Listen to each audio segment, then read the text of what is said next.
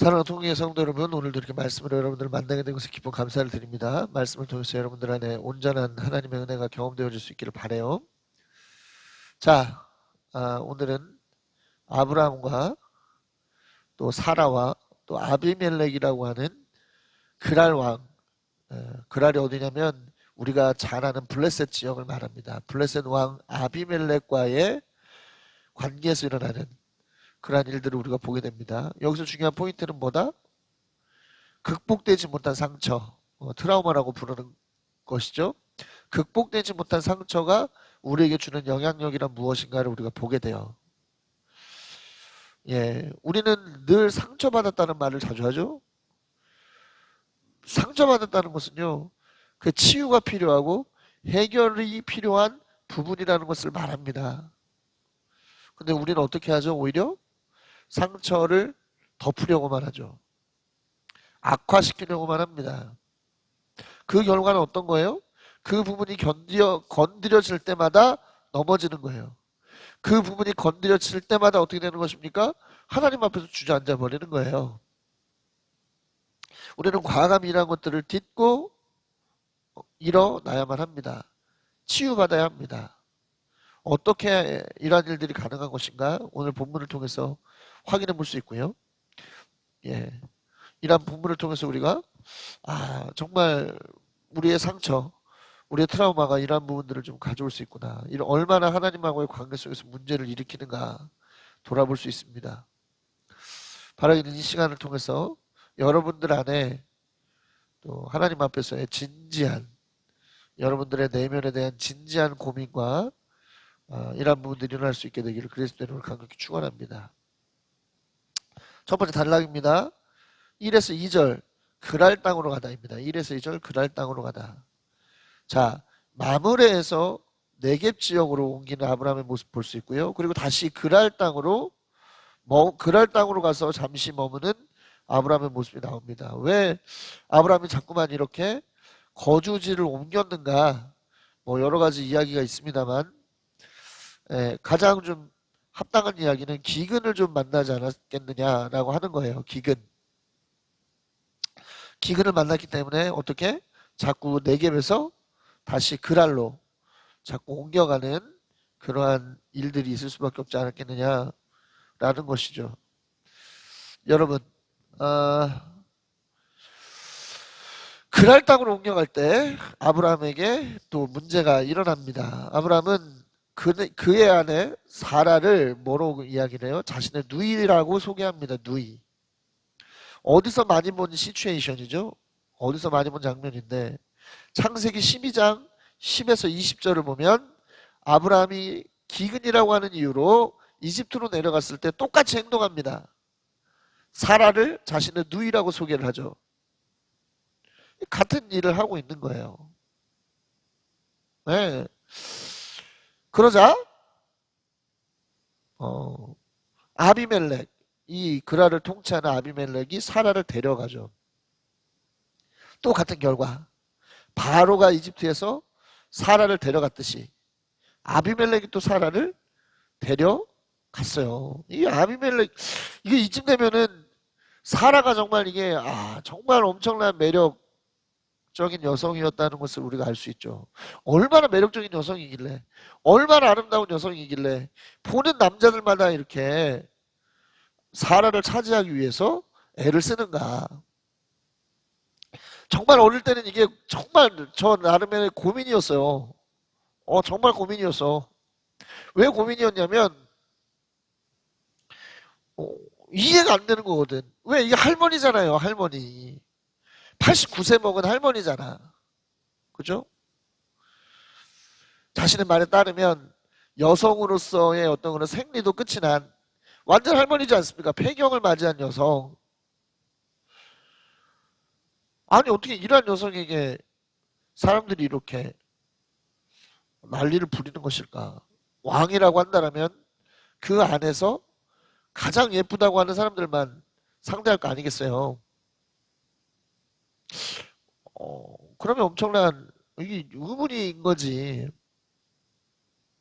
그런데 요즘 시대 이렇게 보면 나이가 많아도 예, 젊었을 때 미모를 간직한 사람들이 있잖아요. 뭐 TV에 나오는 연예인들을 보거나 그렇죠?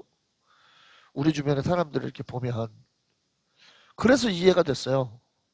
아, 사라가 그럴 수도 있겠다. 그럴 수도 있겠다. 아무튼 사라는 엄청나게 매력적인 여인이 맞는 것 같습니다. 근데 사라가 매력적인 여인이었기 때문에 이런 문제가 생겼다고 하면 절대 안 돼요. 근데 우리는 이렇단 말이에요. 뭔가 일이 일어나면요. 자기 안에서 문제를 찾지 않아요. 바깥에서 문제를 찾습니다. 이러한 일이 일어난 것은 뭡니까? 아브라함이 자신의 아내를 아내라고 말하지 않았기 때문에 생긴 문제지. 누군가가 사라를 보고 매력을 느꼈다고 해서 생긴 문제가 아니라는 거예요. 그런데 아브라함 안에 있는 무언가에 대한 두려움은 이집트에서도 그랬고 이 그랄 땅에서도 그렇고 같은 문제를 만들어냈고 같은 문제를 통한 똑같은 결과에 봉착하게 됐어요. 이것이 얼마나 여러분 중요한 문제인가. 또 생각해 보세요. 아브라함이 당시에는 힘도 있었잖아. 14장 13에서 16절 보면 자신의 집에서 기른 318명의 군대를 가지고 가나안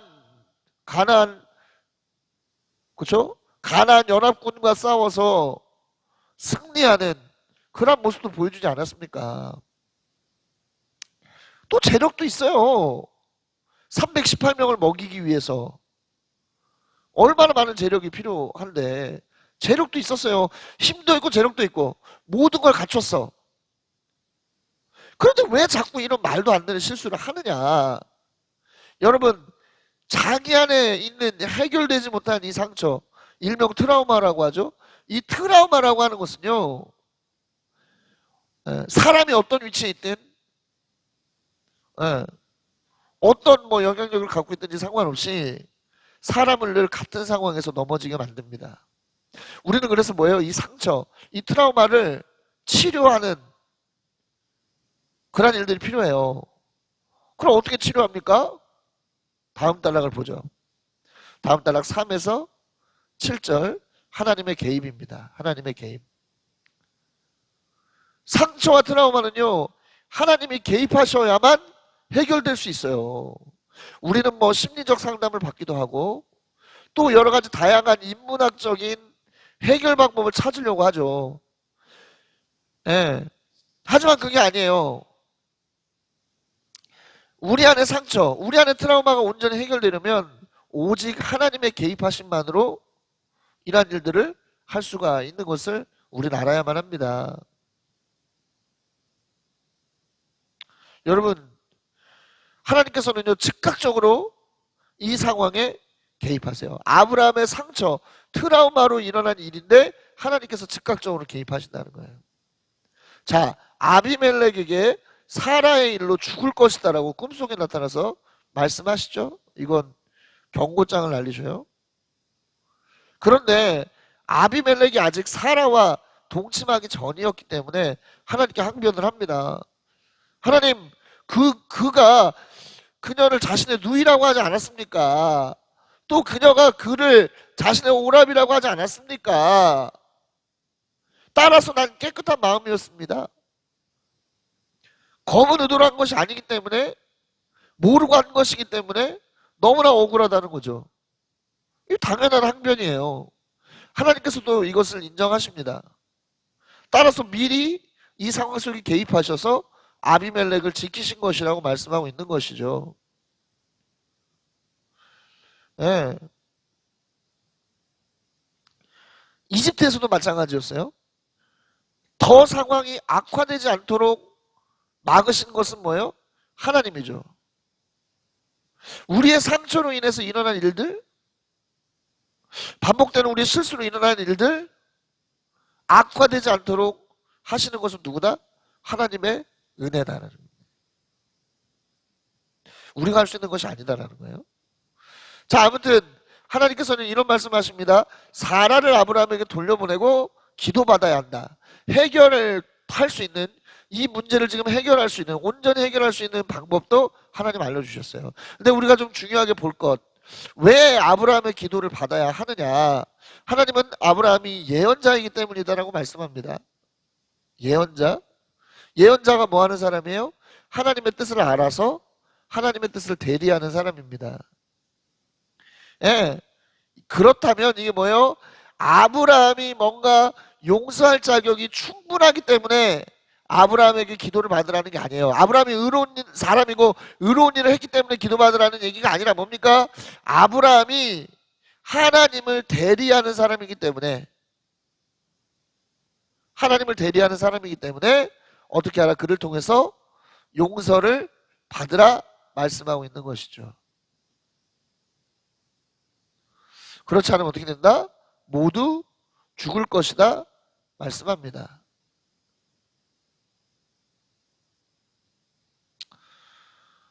여러분, 하나님께서는 이렇게 어떻게 하세요? 문제가 더 악화되지 않도록 막으셨어요. 예. 또 이 문제를 어떻게 하면 해결할 수 있는 것인가에 대한 분명한 길도 알려주셨습니다. 하나님은 굉장히 적극적으로 이 일에 개입을 하셨어요. 그럼 왜 하나님께서는 이 일에 적극적으로 개입을 하셨을까? 이거 아주 중요한 문제입니다. 만약에 아브라함 외에 다른 남자와 사라가 성적인 관계를 맺게 된다면 분명히 그녀를 통해서 아브라함의 후사가 태어나게 된다라고 하는 상황이 벌어질 텐데, 그러면 그 자녀에 대한 수수성이 훼손되잖아요. 이거 누구의 아이야? 이거 아브라함의 아이야? 아비멜렉의 아이야? 바로의 아이야? 이런 수수성이 훼손될 수 있다는 거죠. 당시에 무슨 유전자 검사가 있었습니까? 무슨 뭐 산부인과적인 뭐 진료가 있었습니까? 없었잖아. 에? 지금은 또 어때요? 상황이 이미 하나님께서 후사를 내년에 볼 것이다라고 약속하신 상황 속에서 일어난 일이기 때문에, 막상 이 태어났는데, 자녀가 태어났는데, 이게 뭐 아비멜렉 앤지 아브라함 앤지, 이게 원래는 아비멜렉 앤데 아브라함의 후손으로 자라게 된다면 이거 얼마나 황당한 일이고, 또 하나님의 계획이 얼마나 이게 차질이 생기는 일입니까? 하나님은 하나님의 약속과 하나님의 계획에 차질이 빚어지지 않도록 이 문제를 적극적으로 이렇게 해결하시는 거예요. 우리는 이걸 생각해 볼 수 있죠. 언제나 하나님의 계획에 걸림은 인간이다. 아담을 보세요. 에덴 동산을 통해서 하나님께서 하나님 나라에 대한 계획을 갖고 계셨지만 누구로 인해서 그게 걸림이 됐죠? 아브라함이라고 하는 사람을 통해서. 또 아브라함 이후에 생육하고 번성한 인간들을 통해서 하나님의 통치를 나타내시려고 했는데, 또 뭡니까? 인간들이 죄를 너무 지어서 인간들로 인해서 또 홍수가 일어나야 되는 상황이었고, 바벨탑도 그렇고, 모든 것이 뭡니까? 하나님이 약속하시고 하나님이 계획하시고 하나님의 모든 것들을 이뤄가실 가정 가운데 인간이 자꾸만 걸림돌이 되고 있는 거예요. 근데 중요한 건 뭡니까? 하나님은 그럼에도 불구하고 하나님이 하실 일들을 해나가신다는 거죠. 하나님의 계획은 아무리 인간이 걸림돌이 되어도 막혀지지 않습니다. 제한될 수 없는 거예요. 그렇기 때문에 우리가 하나님의 약속을 붙잡고 나아가는 것이고, 하나님의 약속, 우리가 계속적으로 소망하면서 나아갈 수 있는 겁니다. 하나님의 약속을 받은 우리요, 그렇기 때문에 뭐 해라? 기뻐하고, 그렇기 때문에 뭐 해라? 하나님을 더욱더 신뢰하는 여러분들 되시기 바랍니다.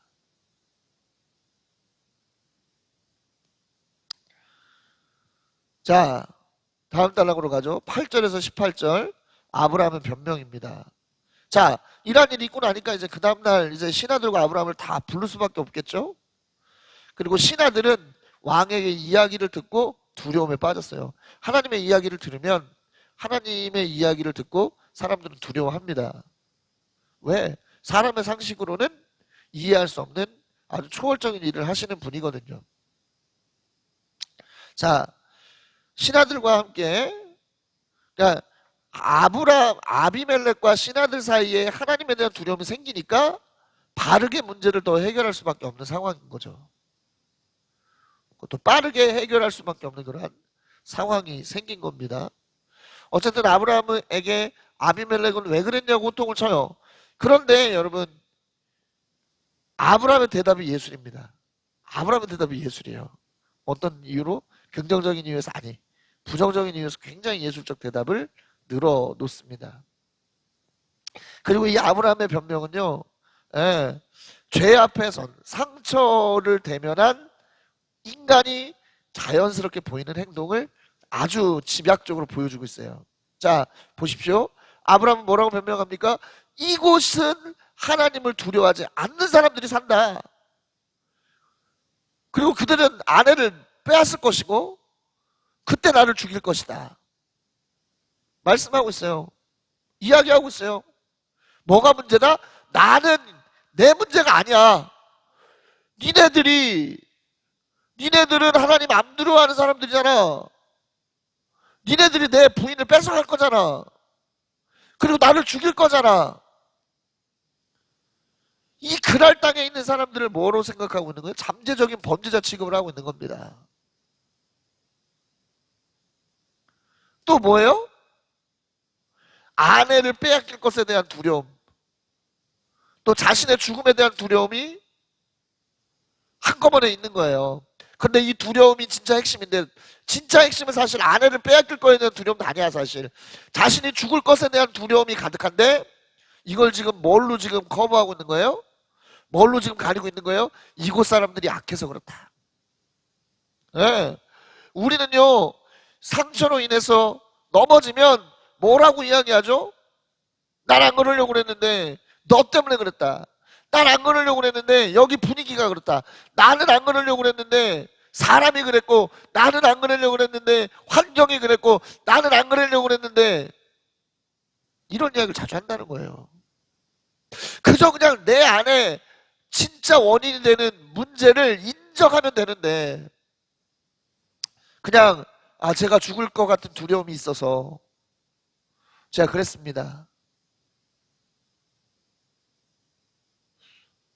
이랬으면 되는데, 굳이 이곳은 하나님을 믿지 않는 사람들이 사는 곳이니까 뺏어갈 거 아닙니까?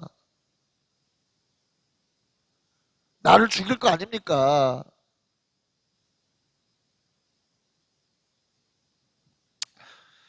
예. 상처의 핵심을 봐야 돼요, 우리는. 무엇 때문에 내가 이러는가? 내 내면 안에서 일어나는 일의 핵심이 뭔가를 볼 수 있어야 돼요. 예. 그래야 해결을 할 수 있는 부분이 생기는 거지. 이런 식으로 모든 책임을 외부로 돌리고 바깥으로 향하면 절대로 우리 안의 상처, 트라우마는 치유될 수 없습니다. 기억하세요. 두 번째, 아내가 누이라는 것은 틀린 얘기가 아니다. 왜? 이복 누이니까. 이 대목에서 조금 우리 마음에 걸리죠. 어떻게 이복 누이와 결혼할 수 있나. 그러나 그때 당시 문화가, 결혼 풍습이 그런 부분들이 남아있으니까요. 문화적으로 좀 이해할 필요가 있고, 또 우리가 그럴 수밖에 없지 않겠습니까? 이게 홍수 이후에, 그쵸? 결혼된 상대자가 어디 있겠어? 다 뭐 가족들 안에서, 친지들 안에서 결혼하기 시작했겠죠. 사람들이 많아지면서 이게 어떻게 되는 거예요? 근친혼이 일어나는 것 통해서 너무나 많은 부정적인 일들이 일어나니까. 예. 또 하나님께서 율법을 통해서 근친혼으로 결혼하는 것이 나쁜 것이다라고 구분을 지어주신 이유로는, 이렇게 근친혼을 하는 경우가 없습니다만, 아무튼 그때는 그런 시대였으니까 우리도 시대적으로 이해할 필요가 있어요. 아무튼 뭐 누이였을지 몰라. 그런데 지금은 뭐예요? 결혼했잖아요. 그럼 이게 누이가 아니라 아내인 것이지. 이거 말장난입니다. 전형적인 말장난. 어, 말장난이에요. 우리는 우리의 상처 앞에 말장난을 합니다. 합리화라고 하죠. 합리화. 자신의 행동을 합리화하는 일들을 하는 거예요. 예. 이런 모습 아브라함 보여주고 있어요. 합리화하는 모습. 아, 대단한 믿음의 사람인데 이게 무슨 일이야.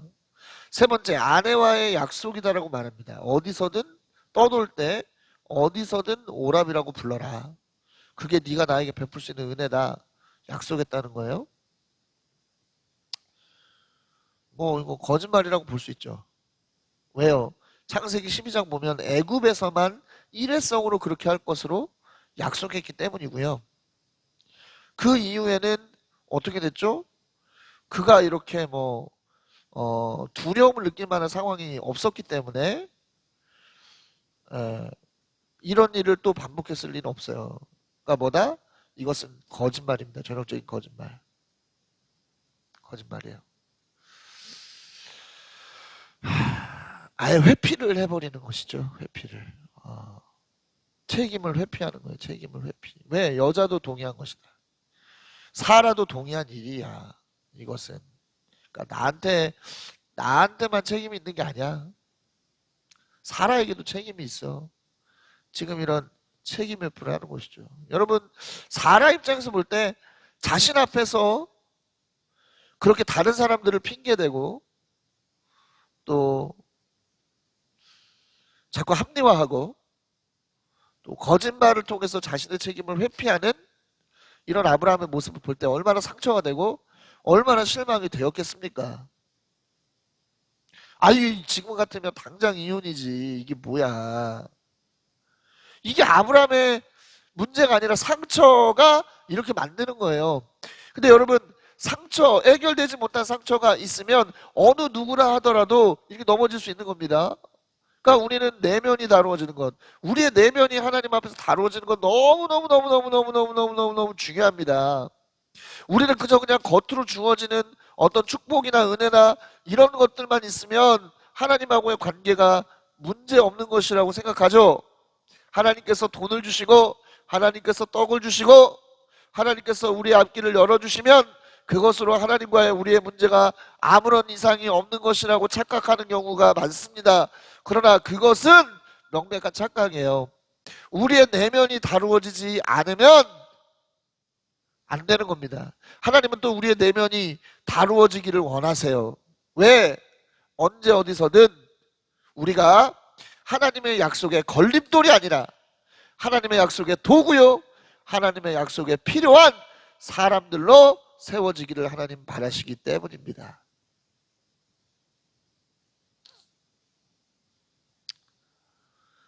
승리하는 여러분들 되세요. 자꾸 이거 진단하는 게 중요하지. 자꾸 어떤 문제에 대해서 내가 자꾸 뭐다? 자꾸 외부에서 문제의 원인을 찾으려고 한다. 또 어떤 문제가 생겼을 때 어떤 부분들이 내 안에 마음이 걸려졌을 때 자꾸 뭐예요? 합리화를 하려고 하는 마음들이 생긴다거나 또 책임을 회피하려고 하는 마음이 생긴다? 이것은 뭐예요? 아, 내가 이런 트라우마를 갖고 있구나 생각하시면 됩니다. 마음을 여러분 한번 돌아보실 수 있길 바라요. 자, 아비멜렉은 양과 소와 종을 선물로 줬어요. 애굽의 왕하고 똑같은, 애굽의 바로와 똑같은 행동을 하죠. 그리고 근데 애굽의 왕은, 이집트 왕은 아브라함을 알고 빨리 떠나가라고 이야기를 했는데 자신의 땅에서 살 권한을 줘요. 네. 대인배죠. 진짜 아비멜렉이 대인배입니다. 나 같으면 이렇게 속였다? 아유, 가만 안 둘 텐데. 대인배. 이게 뭐죠? 어쨌든 이 사라를 자신이 부인을 삼기 위해서 데려갔기 때문에 결혼의 집착금 쪽으로 준 것이에요. 결혼 집착금 쪽으로 준 것입니다. 네. 이게 그래서 아브라함의 이러한 행동을 받아들여 준 것이다 생각할 수 있지만 바로 밑에서 뭐라고 그래요? 사라에게 이런 말을 하죠. 은 1000세겔을 오라버니에게 주었다 이야기하죠. 예, 사라의 남편이라는 것을 알았으면서도 오라버니라고 하는 표현을 쓰는 것은 뭐예요? 아브라함에 대한 아브라함에 대한 마음이 풀리지 않았다는 것을 보여주기도 하면서 아브라함이 얼마나 지금 못난 행동을 한 것인가에 대한 부분들을 이야기하고 있고, 이렇게 표현을 해줌으로써 사라 안에 있는 수치심, 사라 안에 있는 상처를 조금이나마 위로해주기 위한 그러한 마음들이 깔려 있습니다. 자, 아브라함이 하나님께 아비멜렉을 위해서 기도하자 아비멜렉과 또 뭐죠? 아내와 또 누구죠? 여종과 이런 사람들이 다시 아이를 가질 수 있게 되었어요. 하나님께서 태를 막으신 거죠. 예. 여러분, 아브라함이 기도했기 때문에 이러한 문제가 풀려졌다, 이게 아닙니다. 아브라함이 잘해서가 아니에요. 자, 아비멜렉이 하나님의 말씀에 순종했기 때문입니다. 그렇기 때문에 하나님께서 아비멜렉에게 은혜를 베푸신 것이죠. 예. 이렇듯 아브라함은 뭐예요? 오늘 철저하게 정말로 자신의 어떤 극복되지 못한 상처, 이 극복되지 못한 상처와 극복되지 못한 두려움으로 인해서 많은 사람들에게 민폐를 끼치는 그러한 모습, 정말 하나님 앞에 못난 모습을 보이는 그러한 모습을 보여줍니다. 우리도 그럴 때 많죠. 우리 안에 해결되지 못한 상처로 인해서 후회할 짓 많이 하잖아. 하나님 앞에서 후회할 짓 많이 하잖아. 그렇죠? 그러나 중요한 것은 뭐예요? 하나님께서는 그러함에도 불구하고 우리의 모든 문제들을 해결해 주신다라는 것이고요. 하나님께서 또 개입하셔야만 모든 문제가 이렇게 스무스하게 풀릴 수 있다라는 것이고, 또 한 가지는 중요한 것은 뭐다? 하나님께서는 그럼에도 불구하고 우리가 치유되기를 원하신다라는 것이죠. 하나님의 이러한 은혜들이 여러분들 가운데 온전히 부어지는 역사였길 바랍니다. 그래서 여러분들이 상처를 극복하고 하나님의 나라의 걸림이 아니라 하나님의 나라의 온전한 도구로 설 수 있는 여러분들 되시기를 그리스도 이름으로 강력히 축원합니다.